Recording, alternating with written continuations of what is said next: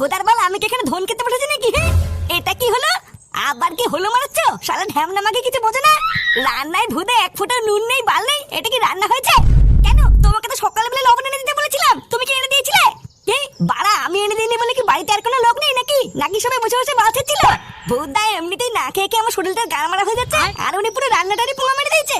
এই কি হয়েছে রে, এত চেঁচামেচি কিসের? বাবা, এখানে তাড়াতাড়ি এসে দেখে যাও। এ কি রান্নাঘরের একই অবস্থা? খাবার চারিপাশে ছিটিয়ে আছে কেন? কেন ছিটিয়ে আছে ভুদার বাল? তুমি তোমার বৌমাকে তো জিজ্ঞাসা করো না? লেওরা বালছাল রান্না করে রেখে দিয়েছে, নুন নেই হলুদ নেই, এইসব বালছাল খেয়ে কি মানুষ বাঁচে নাকি? দেখো বাবা, সকালবেলায় আমি ওকে বারবার লবণ এনে দিতে বলেছিলাম, তাও এনে দেয়নি, তা আমি কি করবো?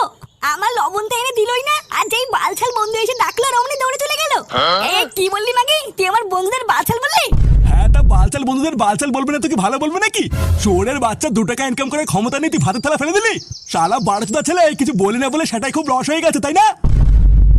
ও মারা, মায়ের থেকে মাসি দরদ বেশি, তাই তো? ভূতদার বালি বাড়িতে খেতে এসে আমার ভুল হয়েছে, এর থেকে পল্টুদের বাড়ি থেকে খেয়ে আসলে ভালো হতো। তোমার বাল ছেড়ে বৌমার বাল ছেড়ে রান্না তুমি খাও, আমি গেলাম।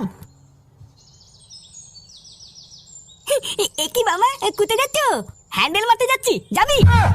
মিলেছি, তুমি হ্যান্ডেল মারতে যাচ্ছ? লেওরা, যে বাল রান্না হয়েছে ওই বাল খাওয়ার থেকে কোনায় দাঁড়িয়ে হ্যান্ডেল মারা ভালো। আমি যাবো তোমার সাথে, আমাকে নিয়ে চলুন না। কি হয়েছে? গার মারনি ছিল স্যার।